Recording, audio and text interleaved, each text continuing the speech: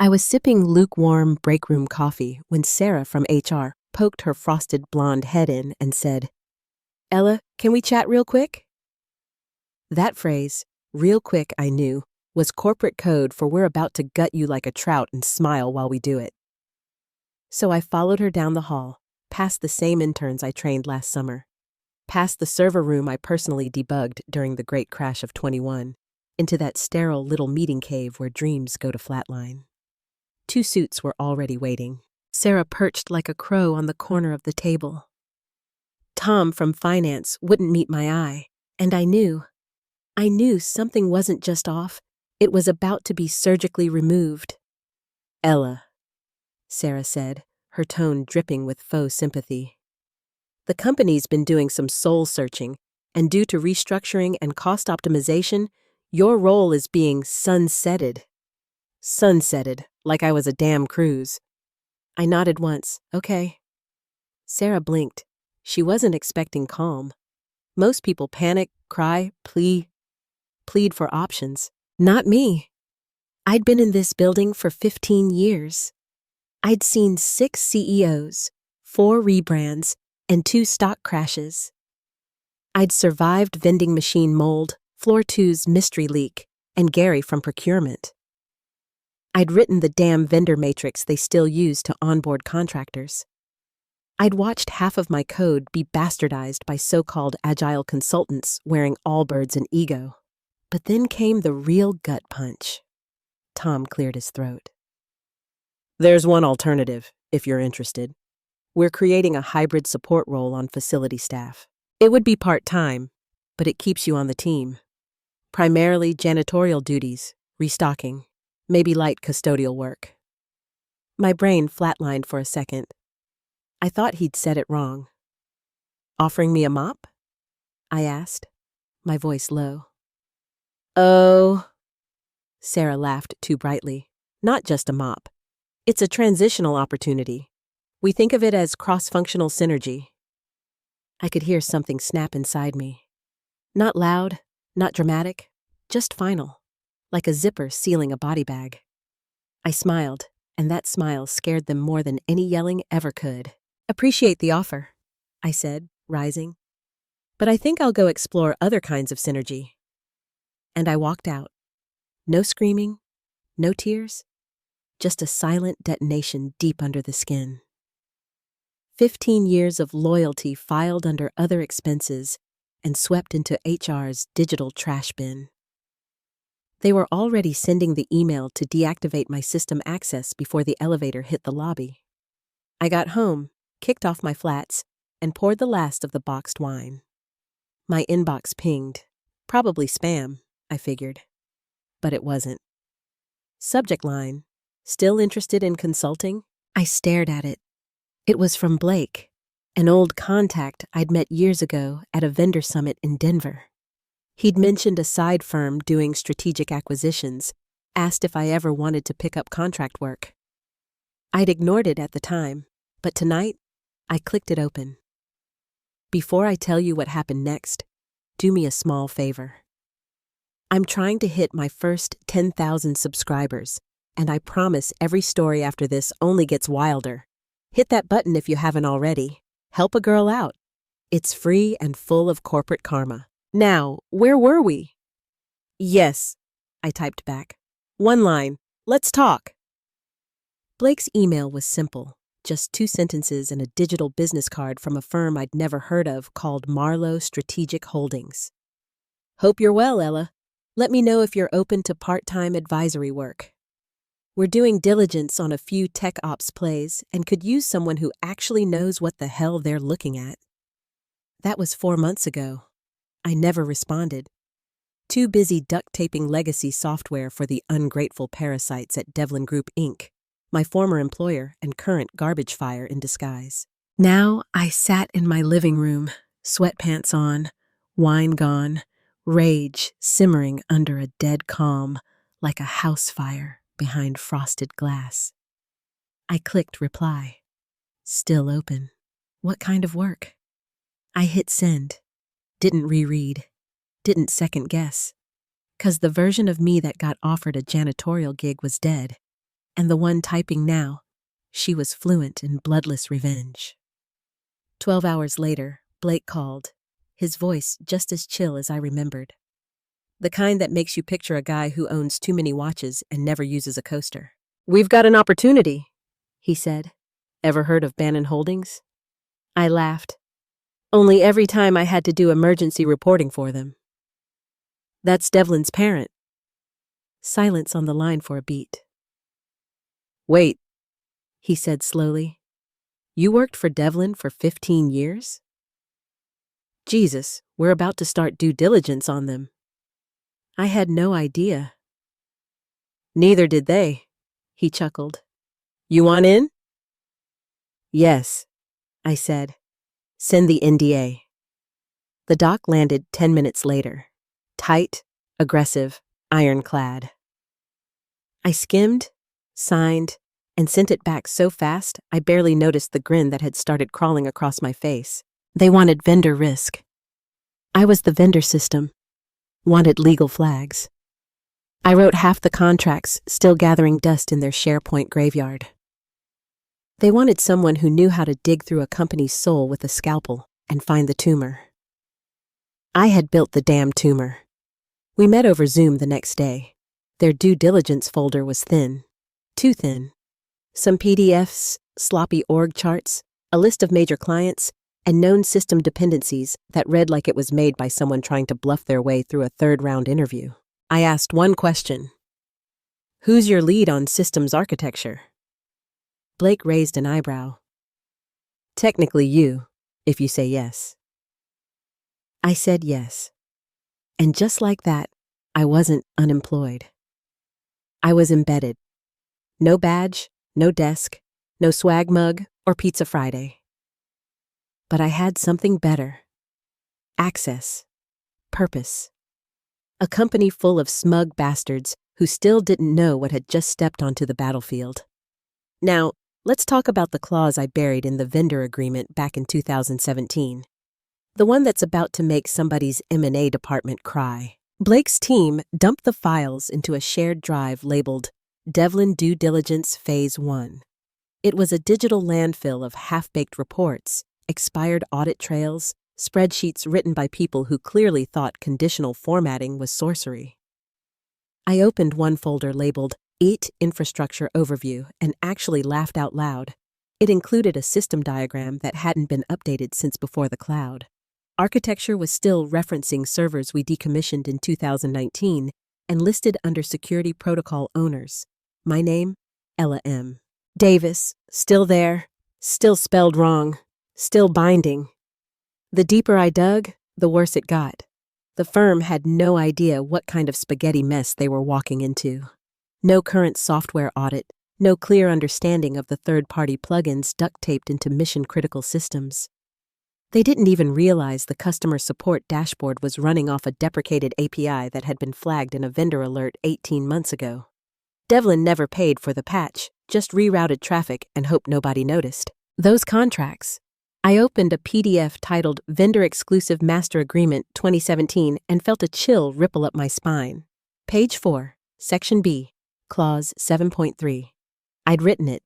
Hell, I fought for it during a screaming match in Legal's glass box office when some hotshot exec wanted to cut corners and skip exclusivity language in the event of acquisition or asset transfer. In the event of acquisition or asset transfer, all associated vendor rights become immediately non-transferable unless renegotiated under original pricing conditions and mutual consent. Translation: if Devlin tried to sell itself, every one of their exclusive contracts would go up in legal flames unless they got explicit written approval at the original rates, which were laughably low by today's standards. I highlighted the clause, dropped a comment, potential acquisition blocker, urgent flag, and I opened a fresh Lucid chart doc and started drawing. I mapped out every system I ever touched, every integration, every undocumented failover, every stupid shortcut we were forced to take when some exec wanted agile optimization without a budget. The blueprint of Devlin's digital intestines came pouring out of me like bile. By the time I was done, I'd built a war map so detailed I could practically see where the rot would spread first. Payment processing vulnerable, inventory sync threadbare, customer data compliance? You don't want to know. I labeled each system with its dependency score, maintenance lag, and the last known audit, most of which were never completed. And at the bottom corner, I dropped in a note. 90% of the stack is still running off platforms I architected personally. No upgrades, no redundancy. You own them. You own their failures. I sat back and stared at the screen. Not with pride, not even with bitterness, just a strange, clear satisfaction. Like finally diagnosing the disease that almost killed you. Because I wasn't documenting a company anymore. I was digging a grave. That night, I got a Slack ping from Blake. Holy, this map is gold. Blake, I replied. It's not gold, it's gasoline. 2 nights later, I logged into Devlin's internal vendor portal out of sheer morbid curiosity and nearly dropped my tea. I was still in. Not admin level, full permissions, but enough. Apparently, someone in IT had left my consultant profile active, probably flagged it for removal in the next quarterly sweep, HR's version of spring cleaning. But for now, I was a ghost in the system. No alarms, no blocked credentials, just quiet access to a dusty corner of a company that still thought I was gone. I didn't hack anything, didn't spoof, didn't bypass security. I clicked the same link I'd used for 3 years, entered the same credentials, and boom, there I was, Ella M. Davis, Strategic Operations Liaison, with a consultant tag still dangling off my digital name badge like a toe tag on a corpse. I clicked Vendor Archive, waited, clicked Master Contracts, waited again, and there it was, a master vendor list, updated 6 weeks ago. The PDF opened in slow motion, the weight of it settling across my shoulders like an old coat I never should have taken off. Pages and pages of contracts, addendums, clause stacks, names I hadn't seen in years. Third-party logistics, customer behavior analytics. A sleep-deprived startup we onboarded in 2020 that was probably still running on cold brew and hope. And on page 19, there it was, Clause 14B. Buried like a landmine under 7 layers of boilerplate. In the event of corporate ownership transfer, client exclusivity and service provision shall be considered null and void unless renegotiated with original signatory terms under a certified continuity agreement. I remembered writing that clause with my blood. I remembered legal telling me it was too aggressive. I remembered winning. And now that clause was still binding dozens of contracts, entire infrastructure pipelines, all tied to a tiny paragraph that could unravel them in a sale. 'Cause you can't sell what no longer legally exists post-acquisition. I downloaded the file, legally, through my still active profile, and closed the window. I logged out, cleared the history, shredded the device ID. I wasn't breaking in. I was taking inventory of what I already built. Back on the Zoom with Blake's team, I dropped the file into our secure channel and typed one sentence. They can't sell what they can't transfer. No one responded for a full minute. Blake added a red flag tag and forwarded it to legal. I sat in the dark, letting it settle. They thought they deleted me. Turns out, they just archived me and forgot I still had the keys. Not bad for a janitor, huh? The cafe smelled like scorched espresso and startups. You know the kind. Half-assed assembled furniture, acoustic indie covers of songs that used to mean something, and tables full of people pretending Slack is a personality. I was at the corner, one laptop open, sipping a drink that had the audacity to cost $9 but still tasted like guilt and almonds. Blake was across from me, tapping away on his Mac like he was defusing a bomb. 2 junior analysts beside us whispered over financial models like kids cramming for finals. We were finalizing the package, the one that would land like a sledgehammer on Devlin's boardroom table. It was tight, brutal, beautiful. Then my phone buzzed. LinkedIn notification. Brian Keller has posted an update. Brian Keller, Devlin's CEO, human LinkedIn post come to life. A man whose only talent was surviving long enough to climb the ladder and convincing other people he'd built it. I clicked it out of habit, and there it was, in all its corporate gaslighting glory. Leadership isn't about popularity, it's about vision. Tough decisions pave the way for leaner, stronger futures out of the resilience our team is showing during this season of transformation. Attached, a photo of him smiling in front of a glass wall, sleeves rolled, arms crossed, looking like a rejected stock photo of a thoughtful executive. Hell, #leadership, #resilience, #transformation, Tuesday. I almost choked on my overpriced latte. "Hey Blake," I said, tilting my screen toward him. "Know how they're trying to pitch themselves as a streamlined operation? Yeah, well, their fearless leader here has a history of deferring IT audits to save costs, at least 2 years' worth. He also delayed every major license renewal last year and rolled it into emergency spend."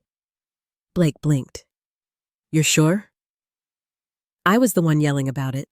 He was the one ignoring the reports. He motioned to one of the analysts. "Flag that system risk. Add a supplemental note about audit lapses." They both started typing like they were on fire. I kept scrolling. Brian's post had racked up 400 likes, mostly from industry bootlickers and former interns hoping to climb a ladder he'd probably rip out from under them. Someone had commented, "Inspiring." Another said, "True leadership." And me? I laughed. Quiet, sharp, surgical. Because I knew what was coming. Brian thought he was riding the storm. Didn't realize the storm was already inside the building, wearing his old consultant badge and smiling like the devil sipping decaf. It wasn't just schadenfreude anymore. It was precision. Every sentence he published became another breadcrumb, another data point we could fold into our acquisition risk report. His vanity was our crowbar. His vision was a liability. The knife wasn't just being sharpened. It was already pressed to the bone.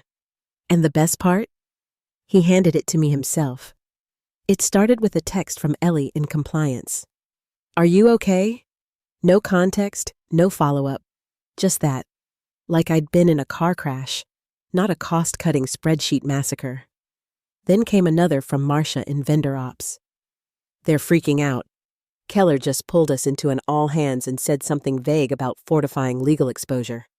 Half the team thinks we're getting acquired. Other half thinks layoffs round 2. No one's sleeping."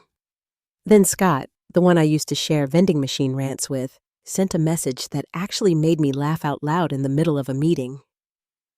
"Whatever's happening, it smells like your kind of chaos. If you're involved, blink twice." I didn't blink. Didn't reply.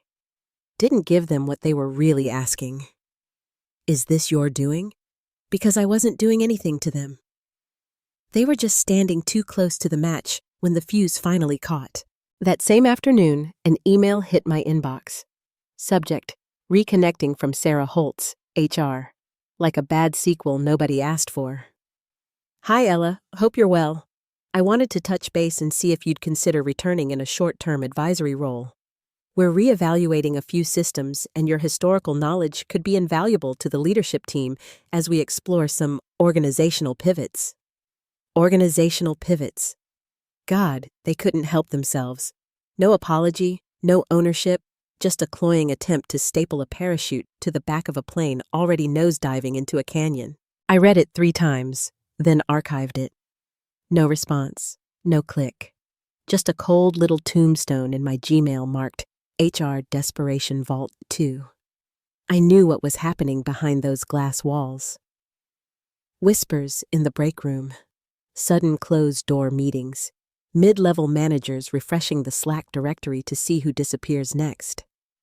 The rumor mill had gone feral. Some were guessing bankruptcy. Others guessed regulatory trouble. A few even suspected sabotage, which was delicious in its own way. Nobody suspected me, because nobody at Devlin had ever really seen me. They saw Ella from Ops, the one who always fixed things, who never made a fuss, who bled overtime into weekends without raising her voice. They never saw the full system. the pressure points, the fault trap doors I'd memorized like my own fingerprint. They thought I left quietly. They didn't realize I left loaded. And now every nervous glance over a shoulder, every hushed Slack thread marked private, every icy ping from legal. It was a ghost they couldn't name. I wasn't coming back. Not to consult, not to fix, not to mop. I was already where I needed to be, and the foundation they'd built on my work, it had just started to crack. At 9:12 a.m., an email was sent. Subject: Devlin Acquisition Package. Final risk summary plus red flags. It went to a curated list of legal and executive contacts inside Devlin's parent company, and buried in the attached PDF on page 17, bolded, annotated, and hyperlinked, was the fuse. Clause 14B, Non-Transferable Vendor Exclusivity Agreements, language written by yours truly in 2017, now elevated from ignored fine print to full-on financial guillotine. I watched it land in real time. You could feel the detonation through the silence. At 9:31, I saw the first ping on our internal Slack. Heads up. Devlin's general counsel just requested a full redline review. At 9:42, emergency legal meeting added to their internal calendar. No subject line. By 10:15, Marlowe's senior partner got a reply email requesting a direct line of contact with someone familiar with legacy vendor architecture. Blake messaged me one word. "You in?" I said yes. An hour later, I was sitting in a secure video room, hair pulled back, glasses on, a neutral expression carefully layered over the satisfaction burning beneath it. They didn't know I'd be attending, not until I appeared muted in the corner box of the screen. They pulled only strategic advisor. The meeting opened with formalities, soft voices, everyone pretending this wasn't a gunfight. Devlin's lawyers looked freshly panicked, eyes darting.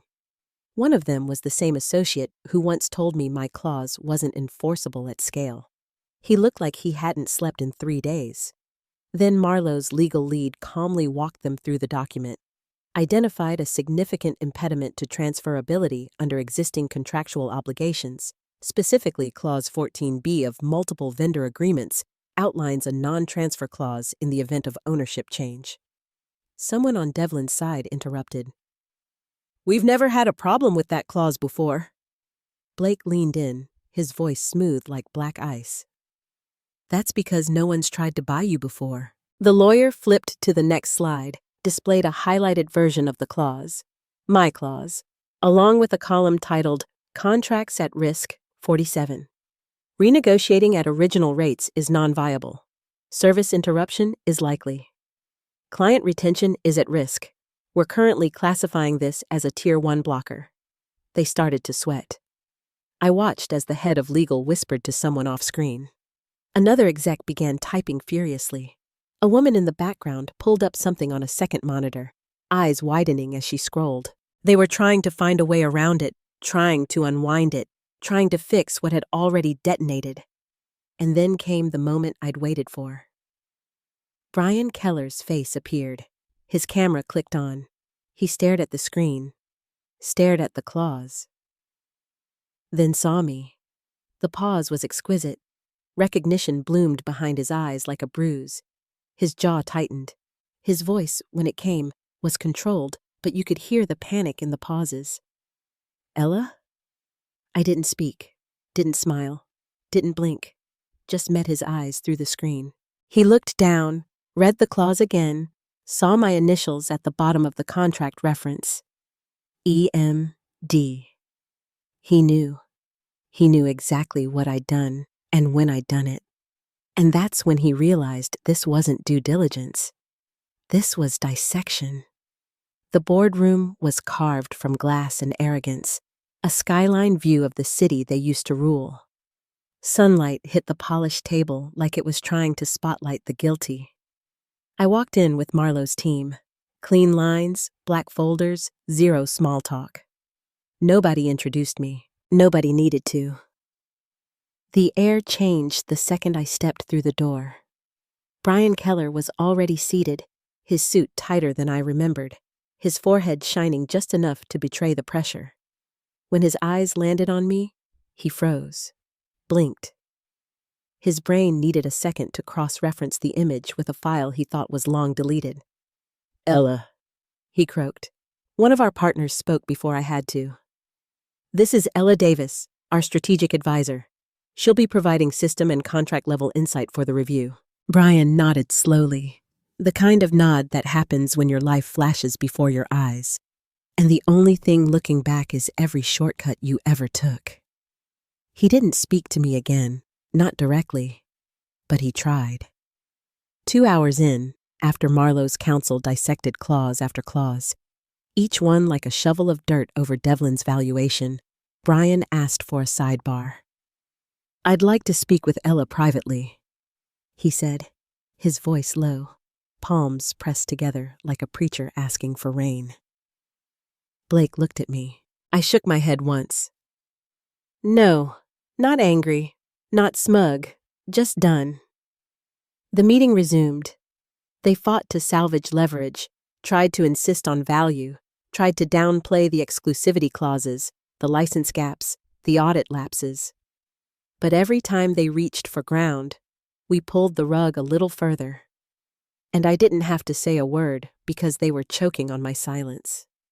By the 4th hour, Devlin's lawyers looked ready to walk into traffic. Brian wasn't speaking anymore. He was staring down at the table like maybe if he looked hard enough, a better past would appear. The acquisition didn't fall through. It didn't go the way they dreamed. Renegotiated terms, massive valuation cuts, no retention bonuses, no title guarantees. Just a leaner, tighter asset purchase, stripped of the bluster. And me? I stood at the window when it was done, looked out at the same skyline I used to see from the floor they kicked me off of. Back then, they offered me $500 and a mop, said I could still be part of the team. Now, they couldn't afford me, didn't even know how to speak to me. I didn't give a speech, didn't wink, didn't monologue. I just gathered my things, nodded to the room, and walked out. But in my head, I wrote one final line on the chalkboard of this whole miserable, glorious mess. 3 days ago, I was worth $500 and a mop. Today, I'm here to clean house. Just not the way they hoped. Big thanks, you legends of the old office days. Subscribe to keep the switch-flicking chaos alive. Your ex-boss is shaking in their loafers. The lesson from this story is that perseverance and expert knowledge can become your most powerful weapons. Even when you feel undervalued or unfairly treated, never lose sight of your own worth and what you've contributed. Sometimes leaving isn't an end, but the beginning of a greater opportunity to prove your capabilities and find justice for yourself. Always believe in your abilities and don't hesitate to seize new opportunities, as they can lead you to unexpected successes.